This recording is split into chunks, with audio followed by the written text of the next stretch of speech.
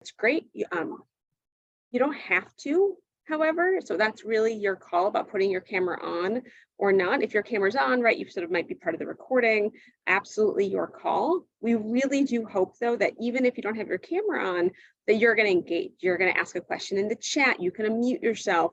If you need to message one of the organizers, absolutely feel free to message us.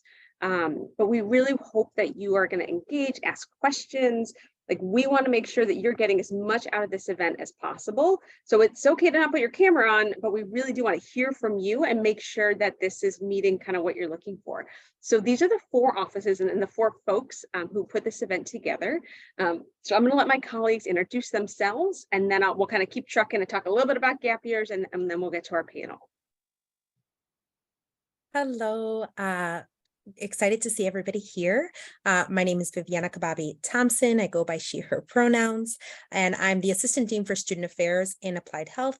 I've been working here for a decade, and I'm first gen and love this place, and excited to have so many people join us.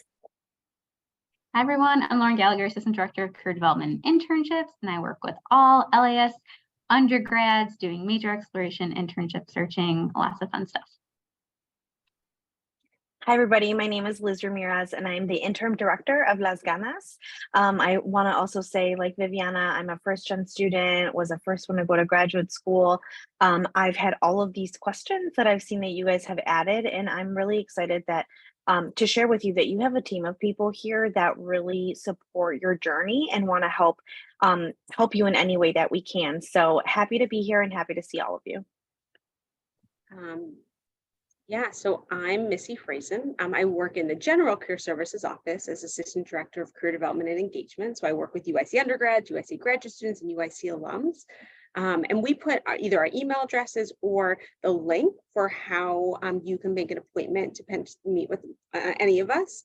So feel free, like Liz said, like, we are so excited to help you. We're not going to plan your gap year for you because only you really know how to plan your gap year, but we're happy to answer questions, be like a thought partner with you. You don't have to do this by yourself, and we don't really recommend doing it by yourself. So if you need questions, if you need one of us, or you have questions, you want to meet with us, like, please feel free to reach out.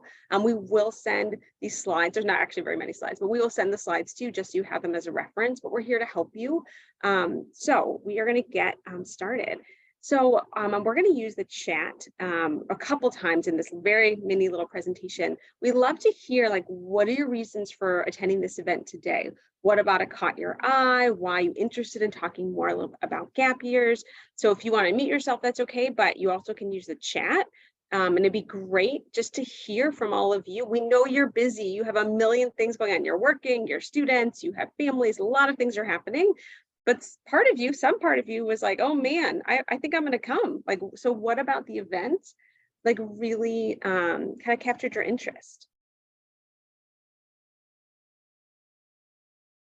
So if you can use the chat, you want to mute, any of those things would work, but we'd love to hear a little bit about what about this event kind of captured your attention. Why are you here? Why are you joining us today?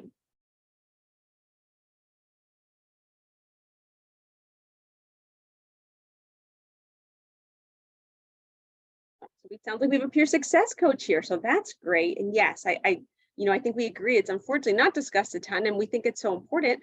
All of the folks on the panel took gap years. I took a gap year too, actually. So I think it's really important to be planful and intentional. And there's some great things you can do in your gap year, but we want you to be strategic and think about that. Anyone else? What are other reasons why folks are here? What kind of caught your attention?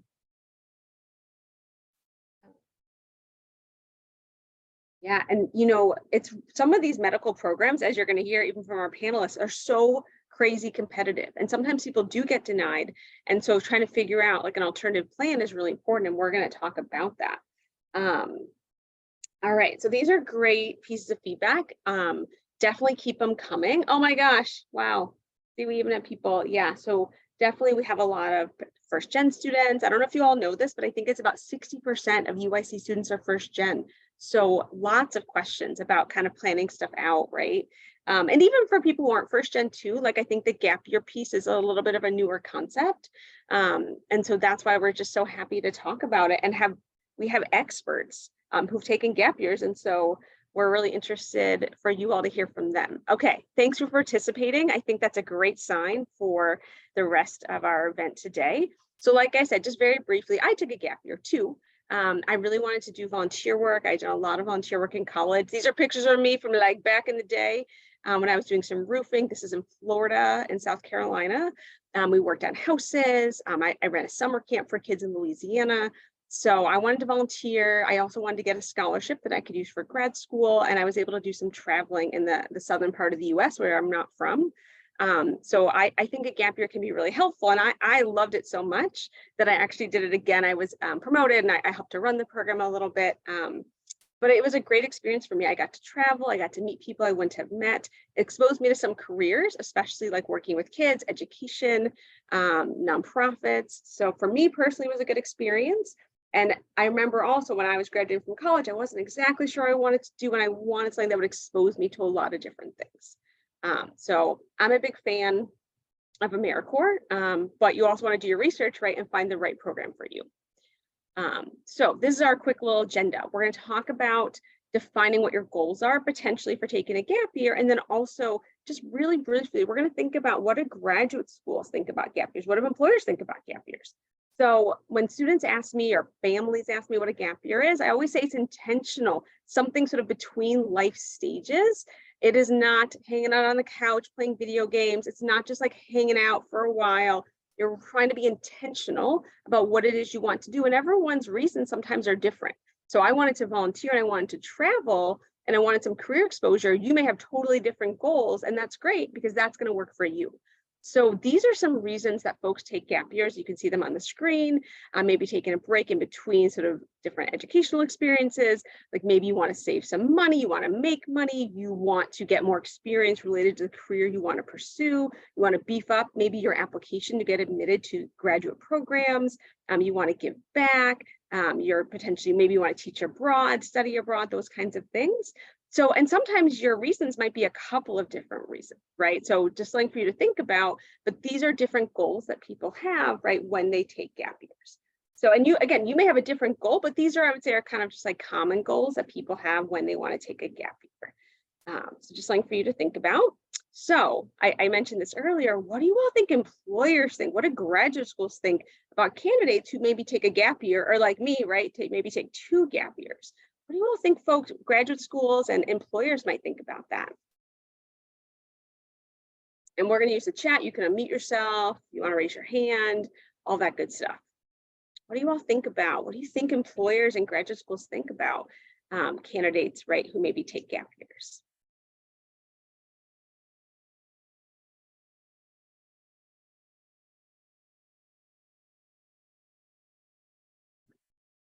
And, you know, as you're thinking about it, do you think they see it as like a positive piece? Do you think they see it maybe not as positive? Like, how do you think taking a gap year might be viewed by employers or by graduate programs?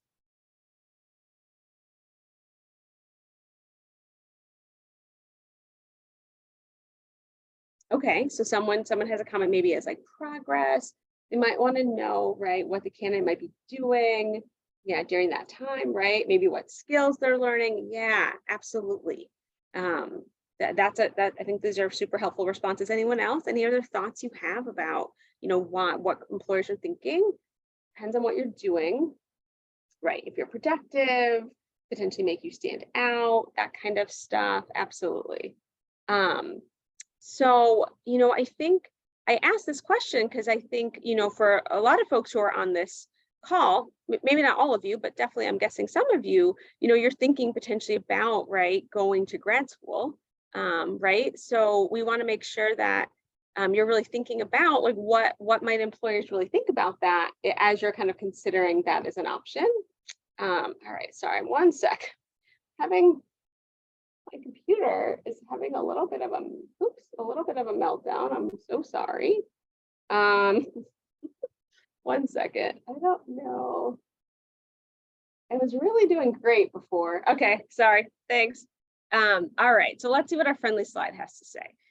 This is what I always tell students and alums as we're chatting about gap years. They want to see intentionality, right? How is it related? Somebody put this in the chat, to your skills, to your future career goals. And they want to see that connection sometimes in your resume, in your personal statements, definitely in interviews for sure. So like for me, you know, I took some time off, right? But I was volunteering, I was working in different communities. And when I was applying to graduate school for education, I was able to talk about that in my personal statement. I was able to work with children in different communities, in different parts of the United States. I was running summer camps. So I had a lot to say about what I had learned as an AmeriCorps member that was related. At that time, I thought I wanted to be a teacher. Right? So they want to see just a little bit of connection between the skills, the experiences, what are you learning and how is it related to what your ultimate goals are?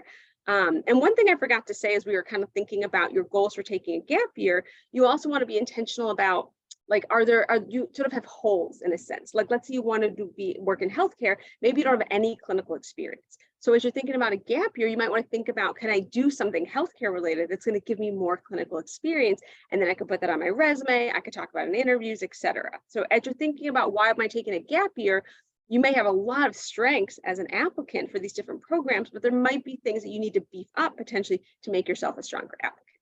So just something for you to think about as you're thinking about potentially taking a gap year.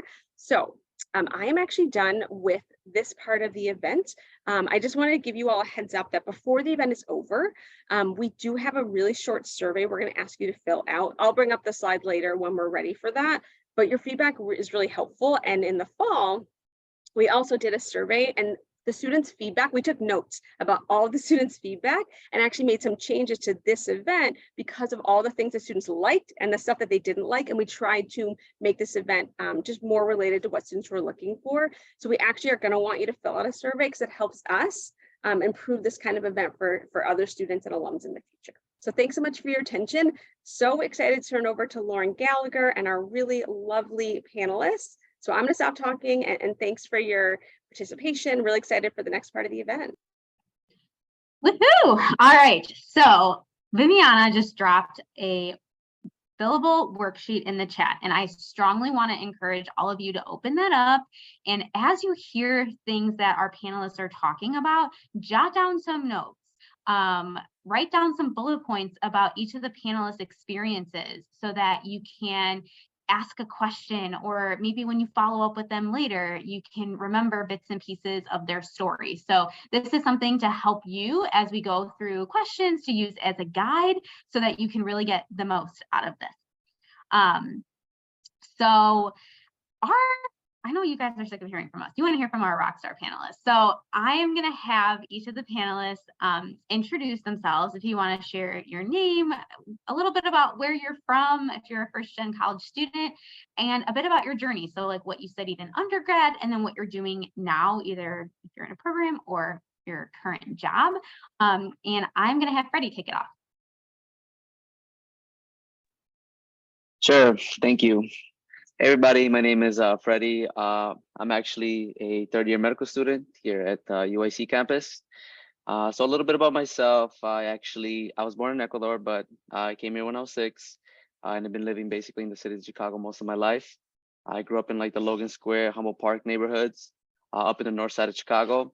And I am a first-generation college student, so I'm also the first one, with that being said, in my family also to go to medical school. And as an undergrad at UIC, I majored in biological science, and then I obviously took the gap year in between after 2018. So I guess a little bit about the reason why I took my gap year was really just to kind of strengthen my application for medical school. That was the idea behind it. I was working pretty much been working since I was like 16 years old. So I was working throughout all of college too, made it a little bit difficult to like focus on academics. So I felt like I just needed to like strengthen my application. So I used that year that I took to do that. Did a lot of research, did a lot of community service, volunteering. And then, was there anything else that I might have missed? I'm sure we'll get to more soon. Yep. Thanks, buddy. That was a good intro. Paula.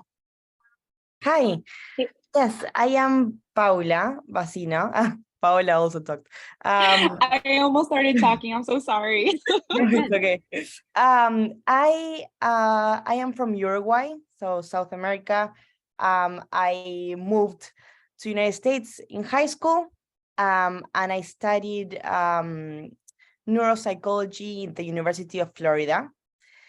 And then I took a gap year, which I'm sure we'll talk about a little bit later, but I'm currently doing a PhD in neuroscience at UIC. And I specifically do research in with dopamine, and I'm trying to understand dopamine's role in motivated behavior as well as maladaptive behavior like overeating or drug seeking. So yeah.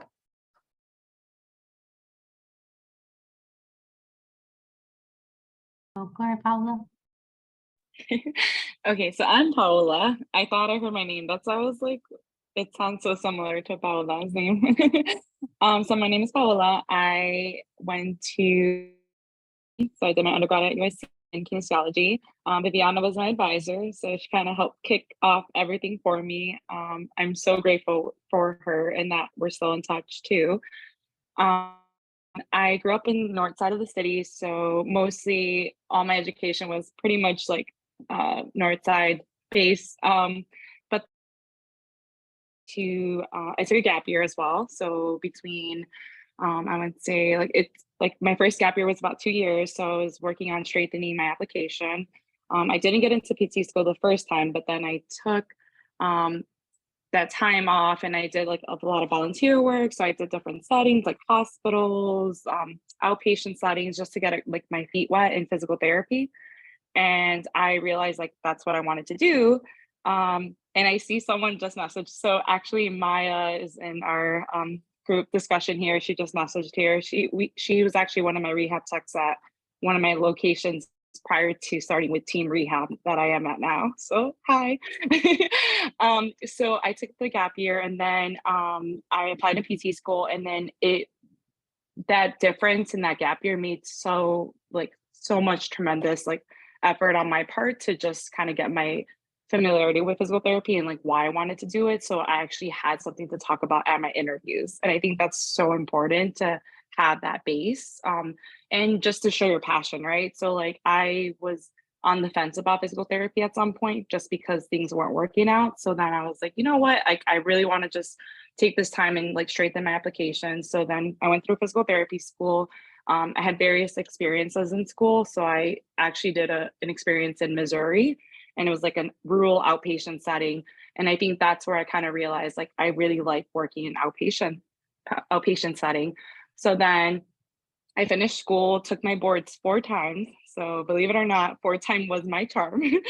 And then I started applying for jobs. So I got my job like right away once I passed my boards, but didn't feel like very comfortable with it. So then I have had 3 employments now, but I think, like I said, now 3rd time's the charm. So I'm actually now currently with Team Rehab. So they're an outpatient setting, like independently owned. Very a lot of like autonomy and just like I just love what I do now. And it just reinforced me. But I also took a gap year after grad school to just strengthen like my knowledge, right? So like employers, like my first job, employers did ask me like what that gap year meant for me. And I said, you know, like I didn't lose my skills, but I just needed to like find my passion again. So like I was pretty much burned out within the first 2 years of my like working like life balance. So I feel like now I have a much stronger like foundation just because I took those gap years in between. So it's nice. It's good working. I'm actually currently working right now, so sorry for any background noises. So yeah, that's my story. You're good. Thank you so much. We appreciate you being here even during work and sharing your experiences. I want to unpack a little bit more. And I know students are curious about this too. We'll keep the same order. But at what point did you decide that you wanted to take a gap year? And did anyone help you try to sort out what you were actually going to do during that gap year? Yeah, I would say my first gap year, I didn't feel like I had a lot of guidance. So I think like undergrad to grad school, I think that was just more on me, like asking questions. So like the first observation I did was at an athletic setting in my neighborhood. And I was like, you know what? I actually know the neighborhood. I might be able to get a better familiarity, like how things are like in physical therapy. And then when I did that experience, I actually applied for a job because I saw that there was an opening. So I was like, you know what? I'm already here so many hours. Like, I might as well just jump right into it and say if I can get interviewed for this position. And I think my rehab tech experience really like kicked things off for me. I was with Athletical for almost like 6 years. So the whole time I was in PT school, I was with Athletico. So that was really nice. I would say this, like, I just asked a lot of questions. Like, a lot of my friends were getting into physical therapy school, and I was like, what are they doing that I'm not doing, you know? So I just started asking questions, and I just wasn't afraid to, like, I mean, I think granted, like, that was like pre-pandemic. So pre-pandemic, like, a lot of options were available to us, like hospital settings, but now a little bit more restrictions are happening. So now it's a little bit harder to get students to come into our settings to like observe. So I think that's probably the barrier that I'm seeing that a lot of students are having now. But my second gap year, I actually studied more for my boards. So I actually got help with just in terms of like beating this test because it's so hard. Like you think getting into PT school is the hardest thing. I thought this test was the hardest thing. I was like, PT school, great.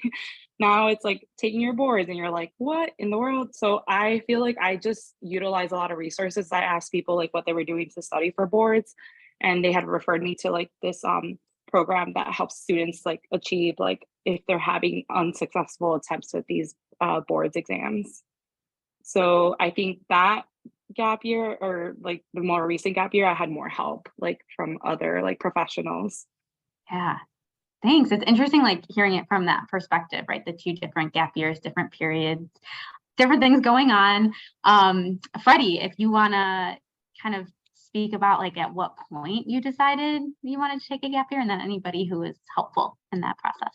Yeah, absolutely. So at least for me, I kind of decided on medicine late on, I guess, into college. So going into college, I had no idea what I wanted to do. I was like, oh, well, you know, when you're in high school, most people like go to college. That's kind of what you have to do. So I was just kind of like, you know, just taking classes and everything. And then I was, like I had mentioned before, I was working pretty much full time most of my college, like the time that I was in college and since I was in high school. So I didn't know what I wanted to do. And then like kind of like maybe like around like the third year, like kind of like your junior year in college, that's when I started to get an interest in medicine. And then I decided that that's the path I wanted to take. And then I realized that there's a lot of different things aside from just like getting grades that is important to getting into medical school. You hear different things like a holistic review of application and stuff like that, because they take, you know, medical school admissions take into account like any volunteer work that you do, what type of like, if you have like patient interactions, aside from like just test scores and grades. And then just kind of looking like what your reason for why you want to be in medicine. So all those things I had to kind of figure out afterwards, because I started kind of late. And then so I kind of already knew. I was looking at like there's like a AAMC, the website that just kind of gives you like the statistics of like what like type of grades you need to get into medical school, whether research is important, and all kind of like the metrics that's required.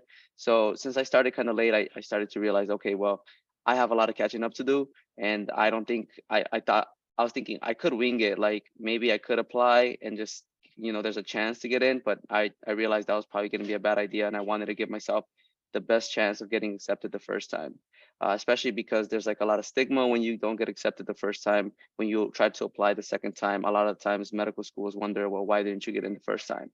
And so I wanted to avoid that. And that's not to say that, you know, if you don't get in the first time, that is like there's nothing that you can do. Obviously, you can take a gap year and strengthen your application, but if I would say don't apply until you're ready. So that's kind of the approach that I took. I decided to, you know, just say, you know what, I don't want to look at it as I'm wasting a year. I'm looking at it as like, instead of like trying to like wing it, I'm going to take this 1 year to make myself a strong applicant so I can get accepted the first time. And so as far as like reaching out to people, I didn't really do much reaching out to people, and I kind of regret that now. So if anybody's thinking about taking a gap year, definitely reach out to as many people as possible. People that have done gap years, people that have been successful in gap years, different advisors that know about gap years, because I kind of just went in not really knowing much. I kind of used like just the internet because I was pretty busy with work and with school. And so looking back on it now, and I'm just realizing like how many different people could have helped me and made like the basically facilitated the process for me. But I didn't really reach out to too many people. I just, like I said, I just kind of figured, like, because I decided later on that I wanted to go into medical school, that I needed to, strengthen my application. Thanks. How about you, Paula? Yes. So I always knew I was into neuroscience, but then probably my junior year in college or my senior year, I started to like think about graduate school. And then I joined, I got some research experience. And from those research mentors, I was able to learn more about not only graduate school, but what were the options if I were to take a gap year. And so for me, I applied to, in my senior year, I applied to graduate school and I did not get in. And so it was very stressful, especially from like all your life, you go from one school, like high school to college, and then you want to like go immediately into graduate school. But I think life forced me to take a step back, and for me, it was the best decision that could have happened. So it was very good. So I went to UIC, to Chicago. I joined a program called UIC like Prep. And that program is meant for people who just graduated, so post-bachelors, who want to go into graduate school, especially any STEM related. So and so it's great because that year, not only do they give you a stipend to live, but they also, you have mentoring on how to write better applications, how to write better essay. Also, they teach you how to like more of critical thinking, and they give also opportunities to take like classes, like for me, for the GRE. And for me, what was very important for me is that all of a sudden, so the main reason why I didn't get in my first time in graduate school is because I needed more research experience. So that year I did more research with Dr. Reitman, which is at UIC. And I ended up staying with Dr. Reitman. That's where I'm doing right now my PhD, because I really met, like, I was very lucky and I met incredible people. And so, but I went from not getting into any program to getting into like 90% of, like 4 out of 5 that I applied. So that year really was key. And so I think, like Melissa was saying, to be like intentional with your gap year. And basically, what's very important is to understand, to talk to the people that are doing what you want to do. For example, in my case, I talked to people who were in graduate school and ask really, okay, what's your day-to-day life and what are the skills necessary that I need to be there. And that way I can check what skills do I have now and what skills do I need to get to be there, and use that gap year to really try to become as competitive as you can. So that way, when the time comes, you have options. You can choose what you want to do. Yeah, and I think that was, yes, I think that was the question. Yeah, this is gold. Thank you all for sharing that.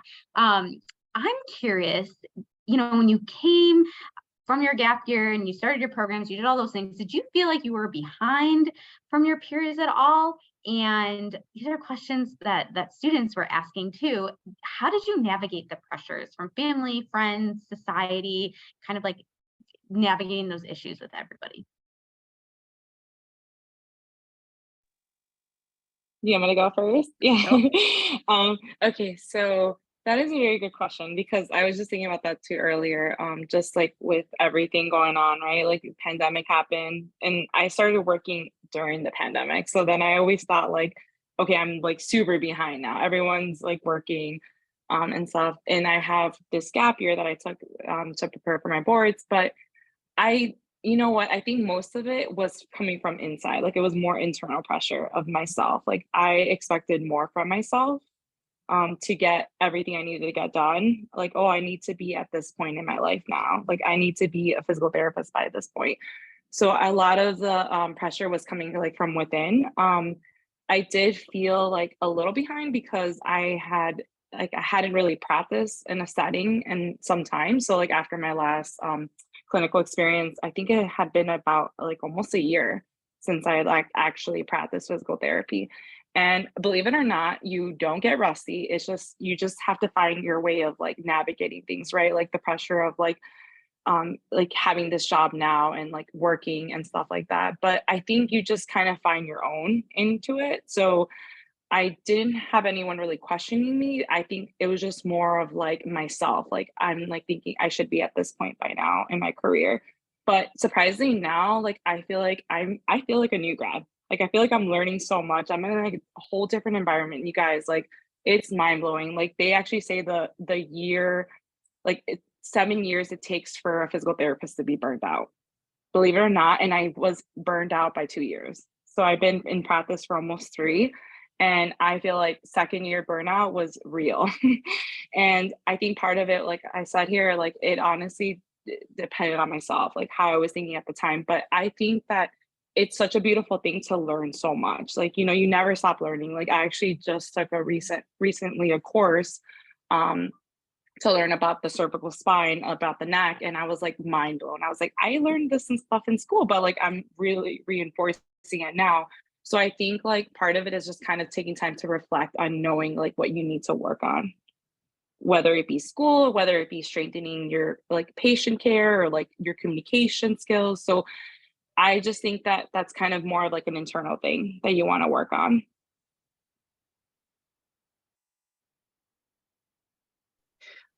So Yeah. So for me, like I also kind of I actually second that what Paula said. I honestly like did not feel behind at all. Like when I started, and this is going to be more specific, I guess, for medical school, I didn't really feel behind my peers at all because like the way it works is like there's a really big difference in the way you study during your undergraduate years versus like the way you're studying during medical school. And so kind of when I went in, like everybody, like a lot of like a lot of like the strategies they use for studying, at least in undergrad, don't really carry over to medical school just because there's a large volume of information and it's a lot different. Sometimes the material can be conceptual, sometimes it isn't. And so you can't really like a lot of those like study strategies don't really carry over. And so I feel like when you start med school, even if you take like 1 or 2 years off, everybody's kind of pretty much on very similar, like starting, like everybody starts like at the same point. Unless like there are some people that like take like some courses like similar to like med school curriculum like during the summer, but for the most part like everybody's I think on common ground. The way I saw it was kind of like most of the stuff that we learned, like at least I learned like in my undergraduate courses, weren't super important for like med school. Some of the basic sciences were, but they're very basic concepts that like you could remember them after like 2-3 years for sure. And if you didn't, like you would like remember them after like a couple weeks. So I wouldn't be super worried if you feel like you're gonna fall behind or like you're gonna be behind any of your peers. I hadn't noticed that from pretty much anybody, me or anybody of like my classmates that also took gap years. We felt like we were pretty much at the same level. And as far as like navigating pressures from family, friends, and I guess society, that is I can see how that I can see that honestly. Like I did feel that a little bit, mainly because I was like, oh well, I'm getting older, and then like med school is like 4 years, and like, when am I gonna start working? And then like, oh, what if I have to take another gap year, and then that's another year? Like I could already start working. So kind of like Paula was saying, there's more like internal pressures, and then like I'm sure I have no doubt that family also plays a really big role, especially if parents are kind of like, oh well, weren't you gonna start this, or wasn't this your plan? But the way I like to think about it was that like, you know, I if I had rushed it, like I might have been in the same situation anyway. Like if I had rushed it and like and not had gotten in the first time or the second time, like I'd still would be like kind of in limbo for those 2 years.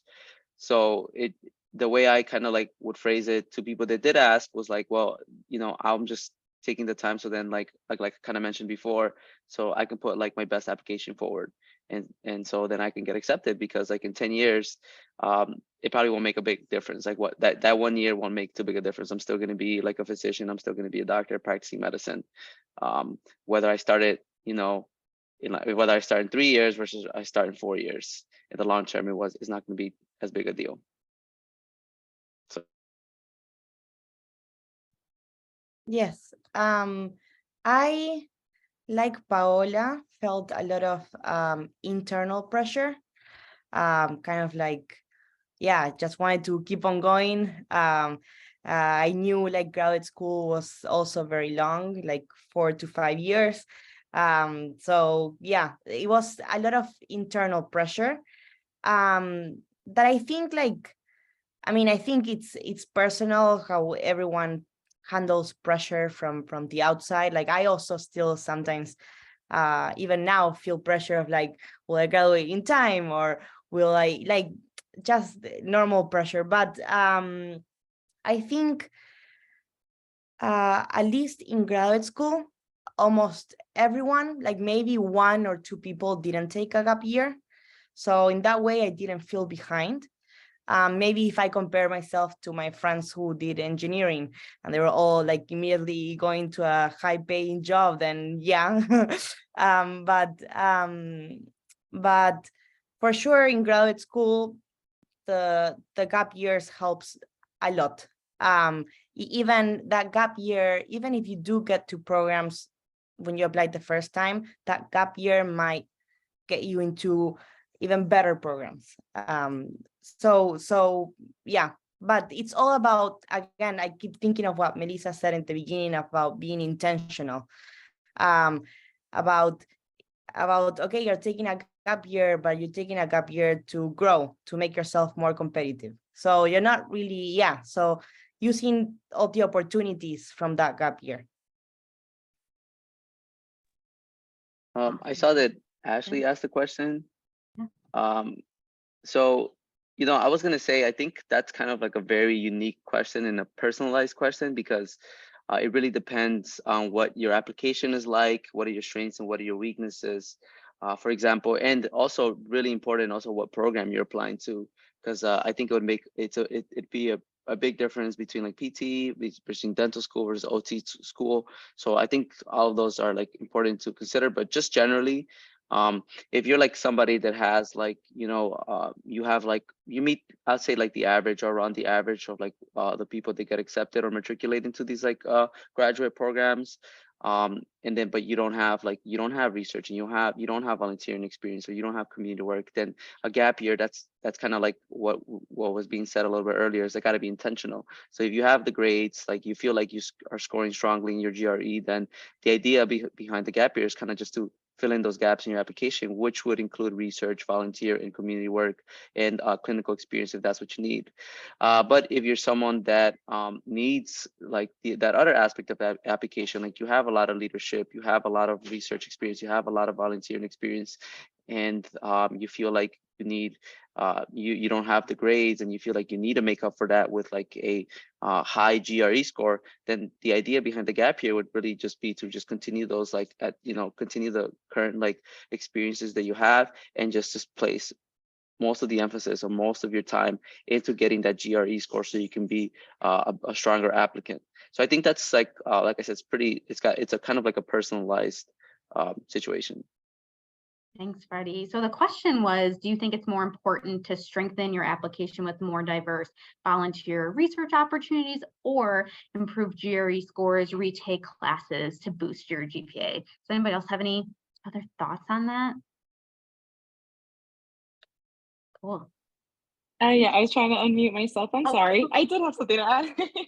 So I was in this situation too. So I had the GRE score, I had the GPA, but like with physical therapy, it's super competitive, right? So like I think like at the time I applied, the first time I applied, there was at least like 150 applicants or more for a 30-seat class. So if you think about it, in all these all these like spots that they're trying to fill out, they want to have a diverse applicant, you know, so you want to have someone is generally speaking, like maybe they may not be like really versed in like physical therapy and like what it entails, but at least have an idea generally like what are they passionate about, right? So like I think that it helped me to like not only solidify if I wanted to do this and it wasn't worth it. Like I kind of, like I said, I was kind of on the fence about it at first. Like I did want to do another career move, but I ultimately stuck with my gut and I knew this is what I wanted to do. And I love it every second. Like none of my patients ask me like, did I take a gap year? Did I do this? Did I do that? Like some of them actually think I'm still in school, guys. So it's like, I'm just like, okay, that's like, it's so flattering, right? Cause like I'm 30 now. So I'm just thinking like, okay, you know, like how Freddie said, like, it doesn't, like I thought I was getting older and I was like, you know, but as you get older, like you realize like those things don't matter as much. It's your patient's going to come to you or your client's going to come to you and say, hey, like, what can you do for me? Right. So like, I want to say like, you should think about it like that for your application. Like, what can you bring to the table? But not only what they can offer you too, like it's also what you can bring too. Right. So like, not just your grades, you know, grades, GRE, those are like very secondary in PT school. Like what really matters is your passion. Like what are you interested in doing? Like once you're in their program, like what are you going to bring to the table? So it's kind of like a job interview pretty much as well. So yeah, so sell yourself. So like how can you sell yourself if you don't have much more to kind of go from, you know? So just set yourself up for success, like volunteer, like get your feet wet with different experiences. And like I said, don't be afraid to ask, like ask other people too as well. So Thank you. Freddie, we have a question for you. After you took your gap year and felt comfortable with your activity section, what do you think made you stand out in your interviews when everyone is competitive, ignoring statistics? Yeah, thanks for the question, Omar. I think that's a really great question, honestly, because it's kind of one of those things that isn't like when you look at statistics, you look at the AAMC data specific for like medical school, like you see numbers, but you don't really see like other like aspects of your application that like might have made the difference between someone getting accepted and someone not getting accepted. And I think one of the key things that's really important, I think, is like to do activities like those. We're talking about not like obviously not grades, not like MCAT scores, but like activity section in your application, is to do things that you have a genuine interest in, that you are like you're passionate about. I feel like because when one of the things that's going to happen is like when you're getting interviews at different schools, they're going to ask you about those activities. They're going to ask you, they're going to ask you the question like why medicine or why physical therapy or why this program, this graduate program. But the other things they're going to ask you about is like all the different like things that you have listed in your application, and it's really easy to talk about it when you actually enjoy the work that you were doing. So instead of kind of like trying to do like check the boxes like, oh well, medical school you got to volunteer, medical school you got to do some community work, or medical school you got to be part of a club, like don't take it that way. Focus on very quality over quantity. So I know some people like to like get like 12 different like leadership experiences, 12 different like all these different things and just pack their schedule. Like I think it's like, from what I've seen from my classmates, it's like it's a much better idea to instead get some high quality but like low quantity. So like get into like one leadership experience, one volunteer experience, or maybe two of each, and one research project where you dedicate like a good amount of time to it, and they show that you've been working in these things long term, like longevity, and they're of quality because you enjoy them. So one of the things that I usually talk about for me is that I played football since I was like 10 years old. And so one of the things that I did was that like one of the things I'm also very passionate about is community work. I'm actually also part of the urban medicine program within the College of Medicine. And so I like working with with youth. I like a lot of community work. And so my application was basically tailored around that. I did a lot of community service in Little Village. What I did was I did some youth football coaching in a Humboldt Park neighborhood for 2 years. And so I felt really passionate about these things. I enjoy doing them. And so when I talked about them in applications, I mean, in interviews, I think it was pretty evident, because I didn't just like, oh, well, I did this. Like I started talking about the kids, all the different experiences, how it was meaningful, or what was meaningful for me, how was it significant. So I think it's like, if you do things that you're generally passionate about and they're unique, then it's going to stand out for somebody that, like, I don't know, did like 200 hours, at the hospital, opening doors or something like that. And not to say that's like a bad experience either, but like, and if that's really what you enjoy, then it'll be obvious when you talk about it. So I think, like I said, just getting those quality over quantity is really important. Thank you. Can I just like do a quick follow-up question? It's probably easier Yeah, to absolutely. speak it. So I'm kind of doing the same thing right now. Like since I started on my journey, I've been kind of trying to tailor it around underserved communities, because I myself am a first-gen Mexican. So it's something I'm passionate, and that's what I've been trying to do. So it definitely made sense when you explained that. But just speaking specifically to UIC's College of Medicine, I've been having some difficulty trying to pinpoint like what they weigh more heavily in like most of their applicants. So for example, do they seem to value a lot of research heavy applicants, or a lot of underserved heavy applicants, or another theme?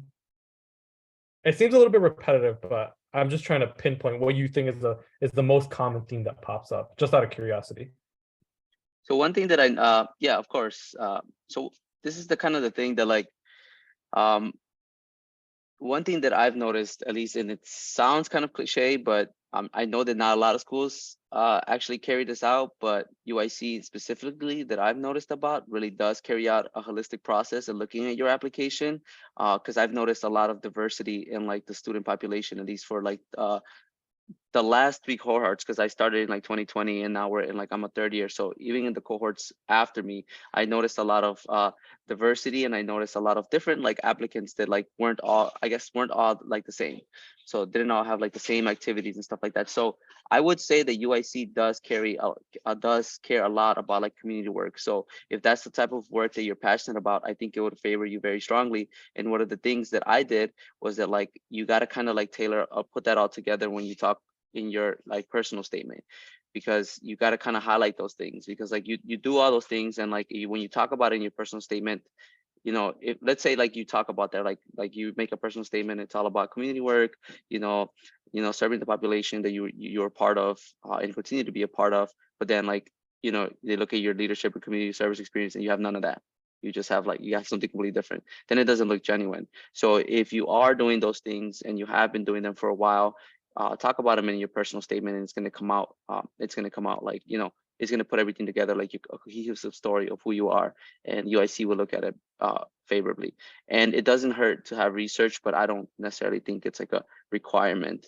But if it doesn't, it would strengthen your application. I just don't think that if you don't have it, that they wouldn't rule you out necessarily. I hope that kind of answered your question. Sounds like it. Jenna asked, do you have any tips for success in med school? And after Jenna's question, then I'm going to have us all actually start to make some concrete plans for what we want to do during our gap year. So any tips for success in med school? Looks like Jenna wants to be a psychiatrist. Hi, Jenna. Yeah, absolutely. That's awesome. I actually have my psychiatry rotation starting next week. So I'm finishing up family medicine right now. So pretty excited about it. Psychiatry is very interesting. So for medical school, I think that probably the best thing you want to do is just ask like the upper class students, and ask like what they consider, what they did to be successful. That's kind of what I did.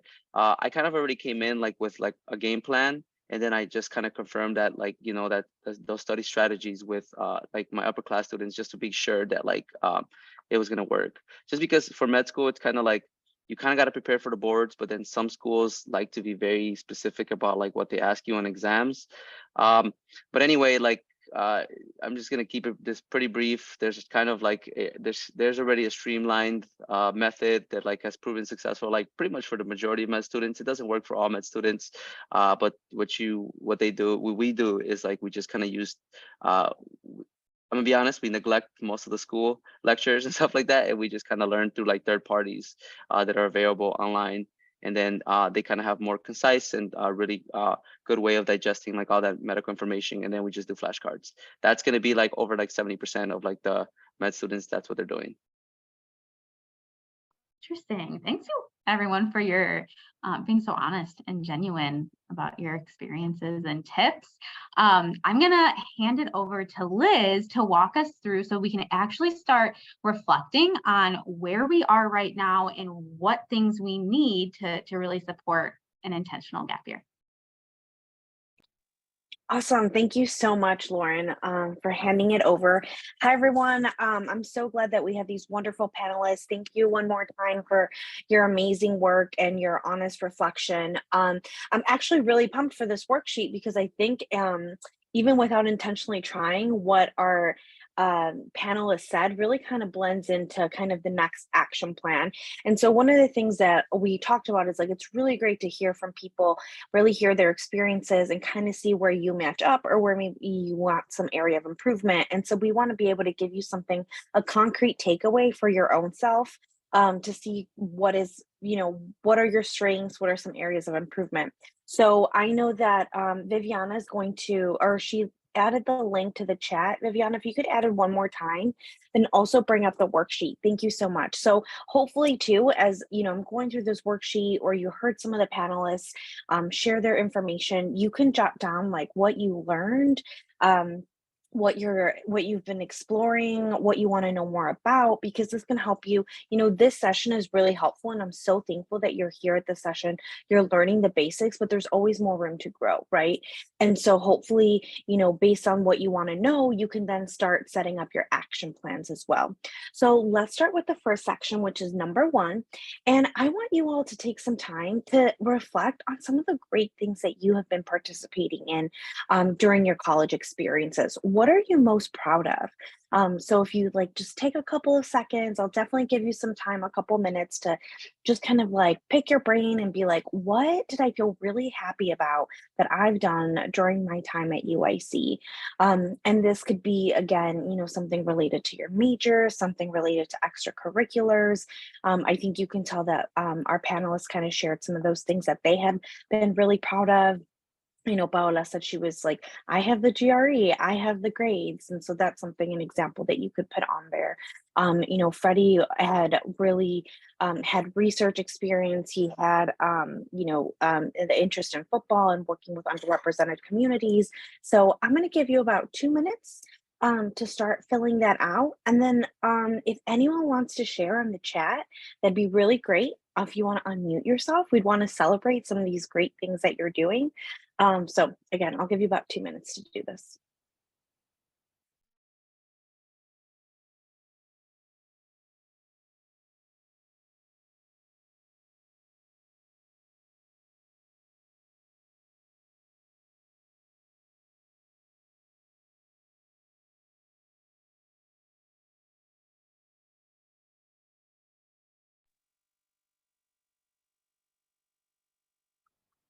I was gonna say, you guys would be really surprised how many side conversations are going on in the next room. I just find it hilarious. Sorry, just little side notes in the clinic here.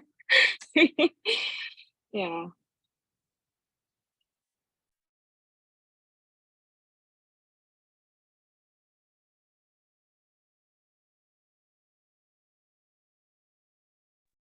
What kind of conversations going on? They're talking about sports stuff, and because we have a lot of our patients actually are really interested in playing basketball, getting back to football, and stuff like that. So they're just talking about this is the technique I tried and it just didn't really go well with me because my neck still hurts, my back still hurts. So then the therapist is like, well, maybe you should wait and see. Let's try working on this first. And I find it kind of cute. So our patients are really sweet. I when I moved over to the South Side, I was like, whoa, whole different ballpark with patient care. North Side, great, but South Side, I'm sorry, better. So Fair, that's cute. yeah.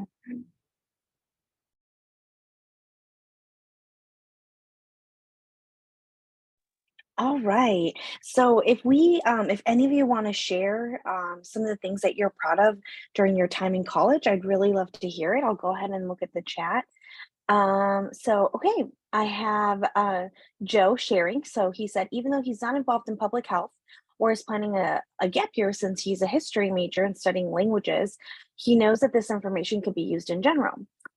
He says, networking to all the faculty of the history department and getting a job as a peer success coach at ACE after learning about the job from my transition coach who had been supporting me through my first year. I think that's really great. You know, there's so many really great skills that you gain from being a peer success coach.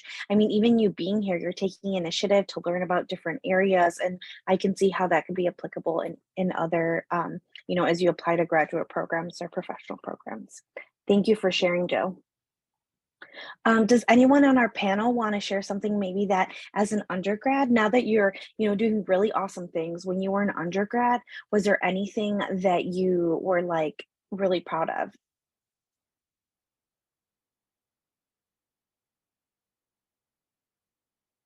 And maybe you didn't even realize like how great it was until like after you're like, oh, that was actually a really good opportunity for me.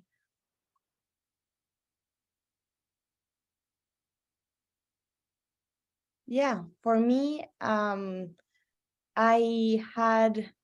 really was proud of my leadership skills. I was involved in in a group for Hispanics in the university and trying to promote inclusivity and diversity and just general like creating a community for everyone. Mhm. So so in my application I also like wrote how I found diversity and inclusion very important. And so once I had like my idea is that hopefully once I have a graduate degree and once I'm like have more power in a way, I will be able to help out others who were in my position once, and trying to make a path for others. Yeah. Absolutely. That's really great, Paula. And what I love about that is kind of that example that we talked about, right? You can talk the talk and say, like, I value diversity and equity, but you actually were participating in leadership opportunities and making that happen during your undergraduate career. And then what's really cool about that is that you also then were like, and I am going to apply it in the future and continue this work. Like, this wasn't just the work that I did to get me into professional school. So I have like buzzwords. It's so that I can actually make a change in the future. So I think that's really great. Thank you so much for sharing. All right, so I hope that you continue to work on this worksheet. You know, we have spots for 3 things here, but I'm sure you can have more. And actually, as a little bit of a cheat sheet, question number 2 has some examples. So what we want you to also reflect about, you have really great things that you've worked on, but we also want you to think of like 2 categories or general areas that you might want to focus on during your gap year. So this could be just things that you're like, you know what, and this could be where I believe someone, I'm so sorry, I'm blanking on your name, but you had this really great question. You were like, should I focus more on research? Should I focus more on diversity and equity? What should I do? And I think this is a really great way to be like, I know that this medical program, or if I'm going to med school, they're going to value X, Y, and Z. And maybe I could use a little bit more expertise in that area.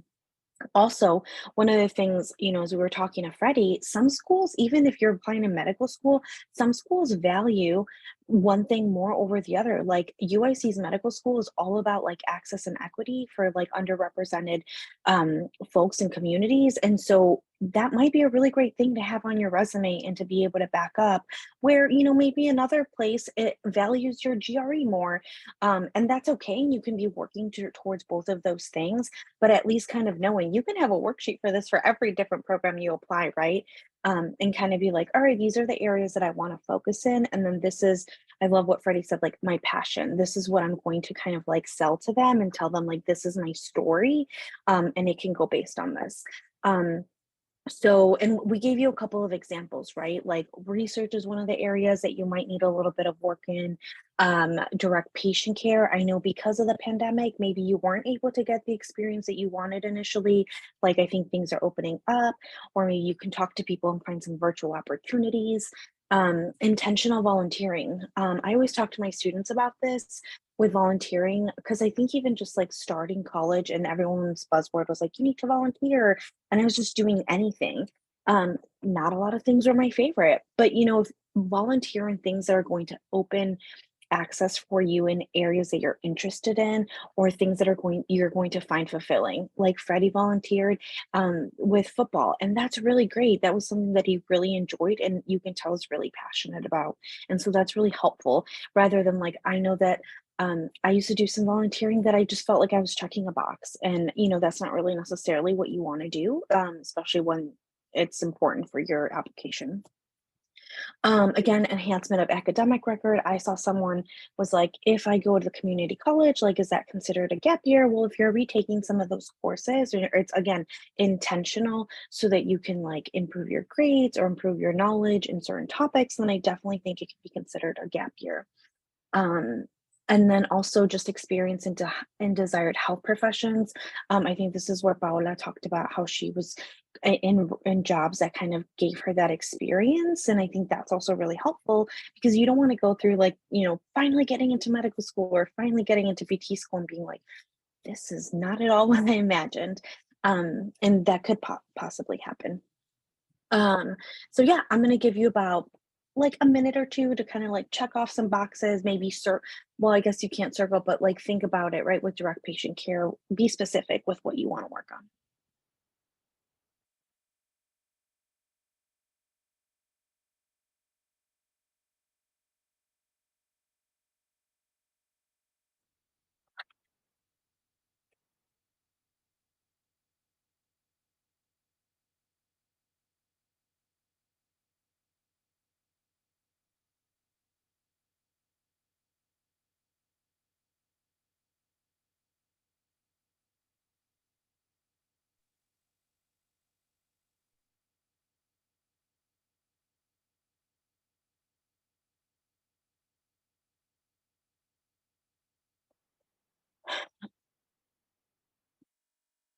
Yes, and I think Viviana made a really good point that, the goal isn't that you need to check all of these boxes and have all of these things. It's what do you particularly feel passionate about? What do you particularly think is important to the program that you're applying? And I also wanted, and this kind of maybe leads to the next point. I love that Omar asked that question and said like, what does the school value more? And luckily for him, Freddie was here and he can ask him. But I think that this is just the beginning. Like I kind of mentioned it in the past, you can make appointments with different people, different professionals. It's called professional interviewing or informational interviewing. And so you can actually find out a lot of these answers that can kind of help guide you, right? Like you don't have to do it on your own. Is it possible to do it on your own? Be, yeah, but why make it more difficult for yourself? You already have a lot of things to have to do and cross off your list. So why don't you use the assistance of the Career Center, Las Ganas, AHS, Liberal Arts and Sciences Career Development to help you kind of guide you in those ways, or even just like connections that you may make in the future. So with the last one is we talked about this a lot too, of like what are some short-term and long-term steps that you need to take to begin planning your gap year. Something could be as simple as, tomorrow I'm gonna start researching the different schools and figure out like what do they value based on their mission statement, based on the applicants that they've accepted. I think I need to, strengthen my research. I need to volunteer more. I need to strengthen my grades. Or it could be something like, I'm going to I'm going to plug here, like a health professions forum or watch the recordings for the health professions forum to see what my other options are besides medical school, besides PT school. I know that a lot of times, and I know, and Missy said it, you are so busy. It's like every semester comes by, it's already midterms. Before you know it, it's going to be May. But maybe you have some ideas of what you need to do in order to prepare for the summer. Another example I have for my students, maybe it's a little bit more long-term, but like applying to summer programs. Maybe you can't get research in during the semester because you have a full-time job and you're going to school. Well, maybe there's some summer opportunities where you can get a couple of hours in. Or maybe you want to study abroad in the summer, something like that. You can definitely make that a little bit more of a longer term goal of like, doing your applications and figuring that out. There's examples actually at the bottom of the worksheet, so you can go through that as well. And in the interest of time, I'm going to continue on to step number 4, which is also tied to this. Like I said, we are all here to help and support you in your journey. Honestly, I always tell my students, like, I get paid for this. Like, tell me what you need, and I'm going to help you connect you to that resource because that is my job.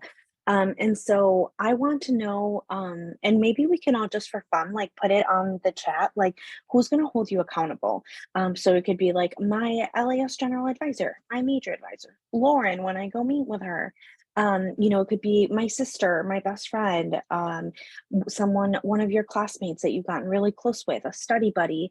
Who can you talk to through this? And support can come in different ways, right? Like I know that my parents can support me and just be like, you got this, but I might not be able to ask them to review my papers or things like that or my resume, but I know that I have Missy Friesen to help kind of guide me through the process and kind of know your resources and build your network.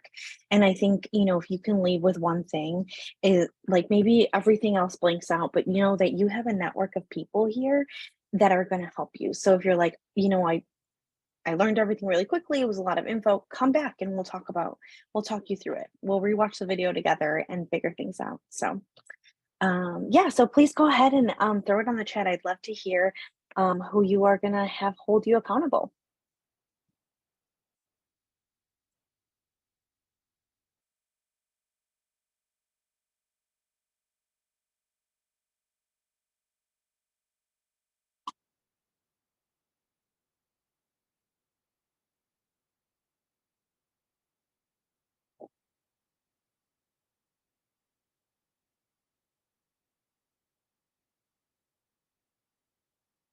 Can I maybe, as a wrap up, have our panelists share maybe who held you accountable or who supported you during your time?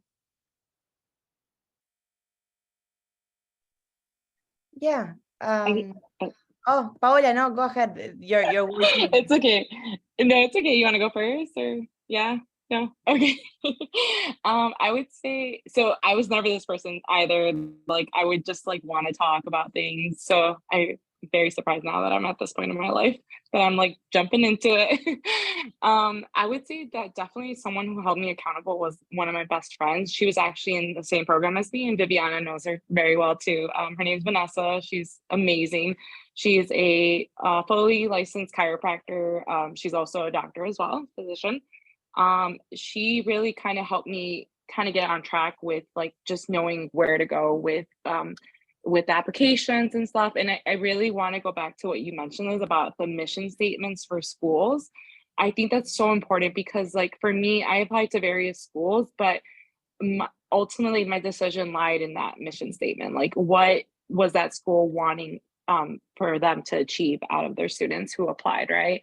And I think she was really one of the like key persons in my life. So I like owe her so much. And then That's Viviana, awesome. my advisor as well. So I think a lot of it came from just like family and friend support. A lot of family friend support kind of held me accountable. My sister is actually an occupational therapist. So she kind of inspired me to do physical therapy because I always told her we're going to open up our own clinic one day, hopefully, maybe, and with Vanessa too. So I'm like, we can have all types of healthcare going on here. You'll take But over. I think we'll take over. Yeah, we're going to take over. We're going to have our own autonomy here with our business. But I think ultimately it was a lot of my friends and family and advisors too. And I mean, ultimately it's yourself too as well. Like you have to be like dedicated to knowing like what you want to do, like your passion, right? Like when I applied to PT school, one of my biggest things was working with a work compensation population.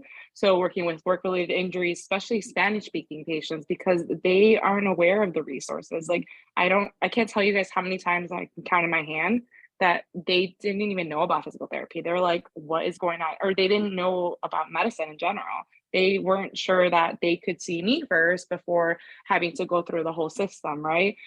So sometimes like you want to be like that point of reference for your patient or your client and just know that there are other resources out there. But I think it's just having building a good network from the get-go, right? Like, so I have my best friend now, and I have my sister, and now I have Freddie too, so future physician over there. So it's nice to have like a good network of people, but like it's just surrounding yourself with people who are gonna like support you and kind of like remind you like this is why you're doing it for. So like burnout is real, but I think that if you take your gap year to just kind of reflect on those things, and just like you said before, you guys have all mentioned that, like just taking time to reflect on things, like knowing what to do, like quality versus quantity, definitely. Absolutely. Does anyone have anything else they'd like to share?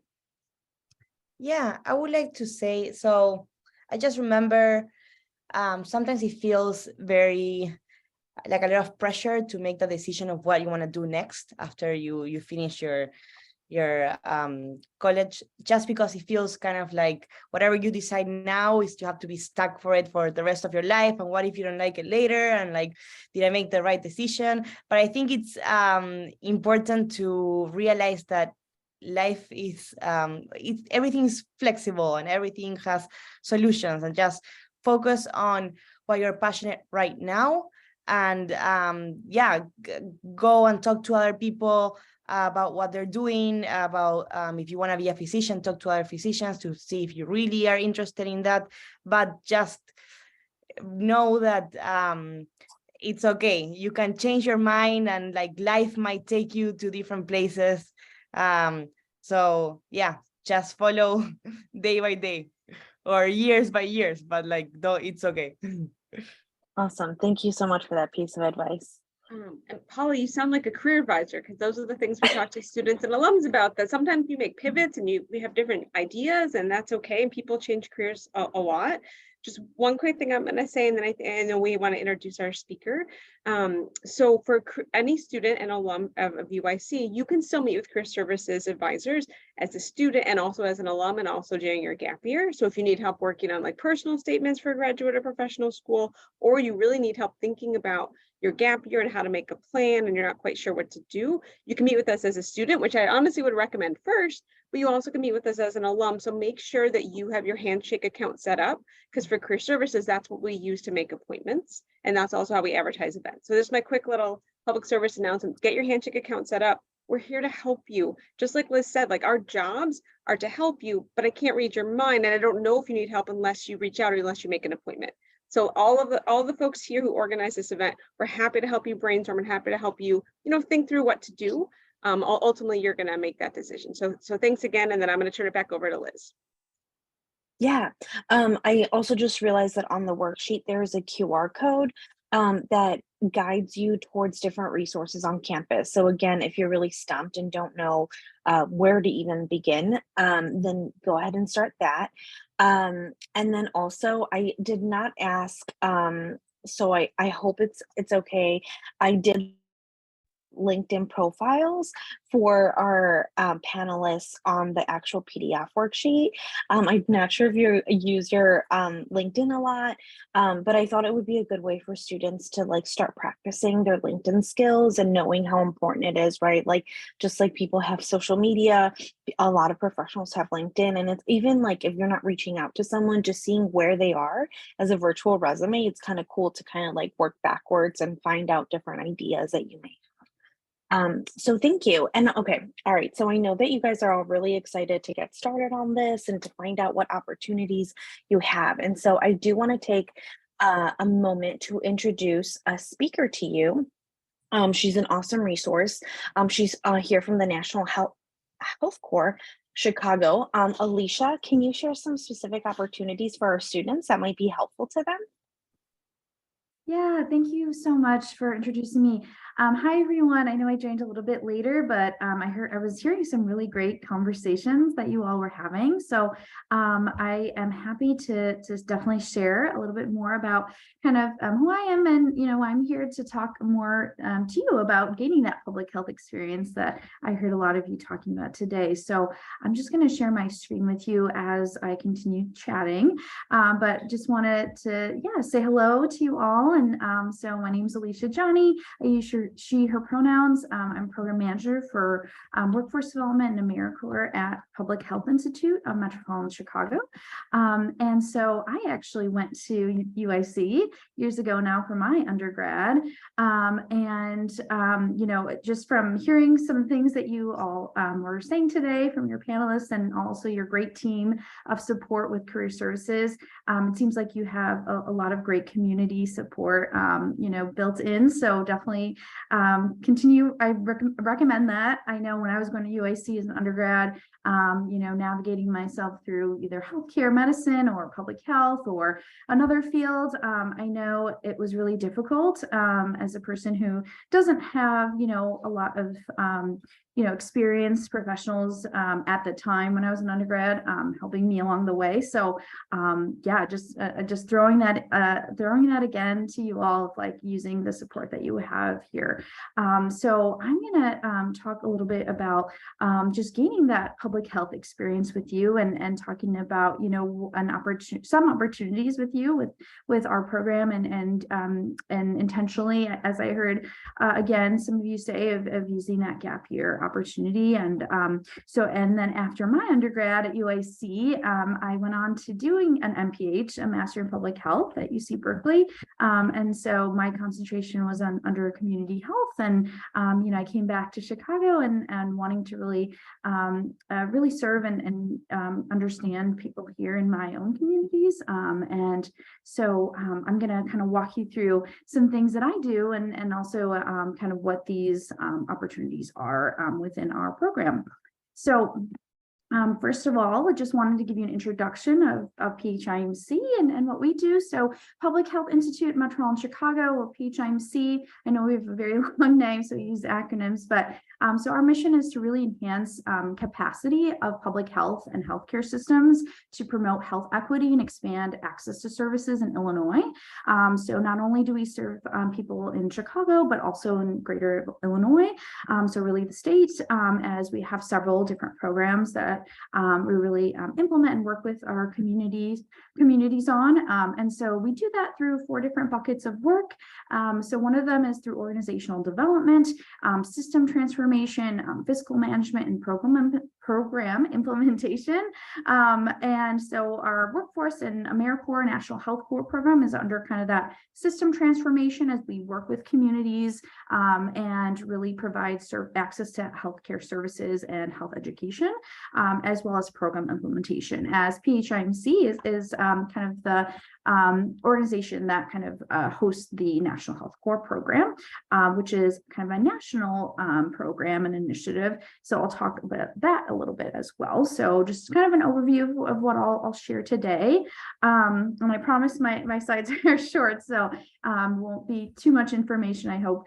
But so first, just kind of with, you know, our program with AmeriCorps National Health Corps, and kind of what we do with our program is that we have a program that really is to offer access to those communities under-resourced and really marginalized in our communities of Chicago, whether that be on the south or west side or north side areas. So we really are kind of across the city, also in the surrounding suburb areas of the Chicagoland areas.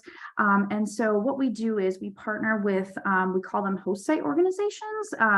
And basically these are organizations that are kind of under capacity and under resourced, where they also need kind of support to kind of build that capacity in order to access health services for their patients and clients, and access increased health education awareness around, for example, diabetes management, or nutrition education, or talking about food insecurity issues in Chicago, in addition to potentially doing sexual health education at a school-based health center site. So these are just some examples. And then, so we partner with these organizations to then have a member placed at these organizations to serve for about 10.5 months, or about 46 weeks. So our timeline is almost a year.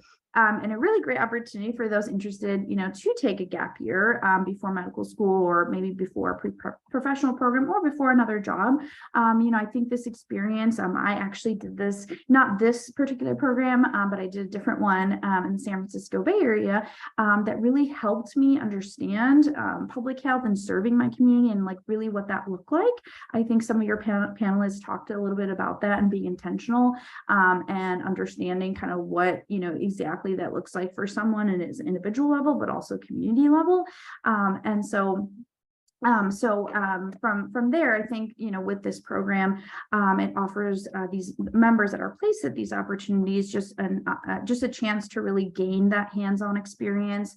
We focus on direct service, so really building relationships with clients while they're serving in this capacity. So some of the things of our history and kind of, with this program under the national initiative of this is, American members serve in so many different types of programs, and maybe you've heard of them before, but our program is really specifically built around public health and healthcare. And so we're actually kind of one of the first public health kind of programs out there. So they serve in so many different capacities around the United States. So these are just some facts we like to kind of share with folks, and kind of what people kind of gain from this experience as well. And I'll talk a little bit about benefits as well with this program. And I talked a little bit about National Health Corps, so I'm going to just keep going. So just availability right now and what we offer in our program currently for interested candidates. So we have 20 open positions, and usually members serve between 40 hours a week. So typical kind of business hours, 9 to 5, 8 to 4:30, something that, is during the weekdays. And a typical start time for this program usually is in August. And then ends in the following kind of July. And so some example positions in our program include being a health educator, for example, at maybe for example, one of our partner sites is Erie Family Health Center. So they have school-based health centers across the Chicago location. And so we partner with some of those locations, and this member would be a health educator at that site. They would be able to receive training, and also kind of they do training along the service term with us as well. And so we focus on different trainings around public health, around addressing structural oppressive policies, practices, and procedures. So also looking at kind of the systemic issues of public health and healthcare is something that's really key and priority to our program as well.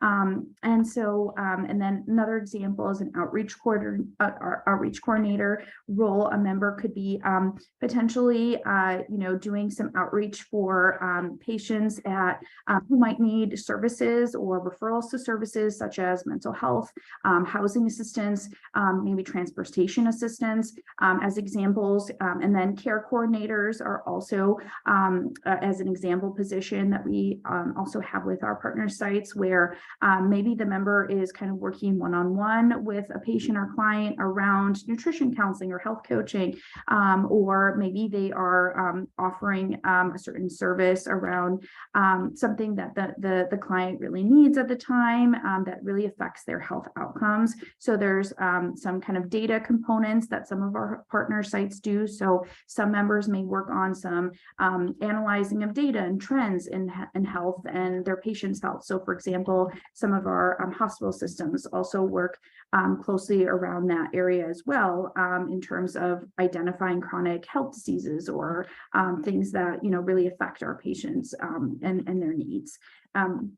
And then, so I talked a little bit about this too, but just types of host sites. So again, we work with federally qualified health centers. So really health centers like Erie Family Health Center, Tapestry, 360 Health, or formerly known as Heartland Health Centers. We also work with community-based organizations. So for example, like Northwest Center, which is in the Belmont-Cragen neighborhood of Chicago, Northwest Side, where they offer access to housing, or they offer older adults access to technology issues they may be having in accessing their appointment times for their healthcare or clinical appointments that they need.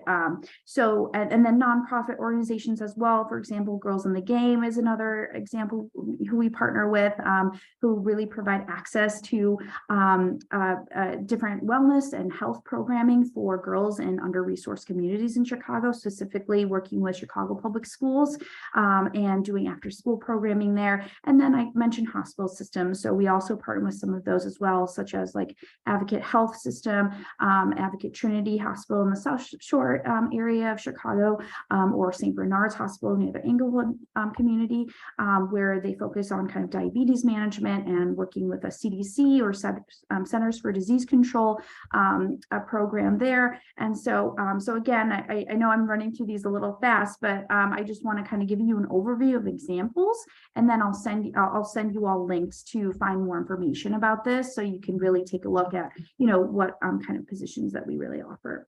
And then just quickly just about benefits. So members receive a modest living allowance. So we call it a stipend. So it's not a job opportunity. It's more of a commitment to service and volunteer in these communities for your year of service or your gap year, for example. And then there's a education award members receive after they complete 1,700 hours of service. That's typically above a $6,000 range, where members can really utilize that for doing things such as like post-graduation programs, or if they want to use it on previous school kind of loans. I know that was something that I really benefited from too when I did the program, but when I did this type of program. And then health insurance coverage, if you need that, we have that option as well. We do provide that within our program if members need it. And professional development and training. So we do talk about like resume and career exploration, or some of our members do go on to medical school. A lot of them do, or public health programs or job opportunities. So we really work with them on just getting professional development, connecting them with experts, doing some of those informational interviews like I heard some people talk about today. Loan forbearance is also another great benefit where, while you're serving in this program, you can also put your student loans on forbearance. So there's an opportunity for that. So you do not need to make payments while you're serving in this type of program. And then childcare allowance if needed and if eligible. As some examples as benefits. And also a really great opportunity to like build community within a cohort with individuals who are also interested in these similar kind of areas of public health, healthcare, social justice, social service navigation. And so these are, just some things that I like to share as examples for folks who could be interested in the gap year like yourselves, hopefully, and might want to choose and learn more about National Health Corps. So I'm just putting our website on the screen here, and I'll definitely share this out to your contacts today.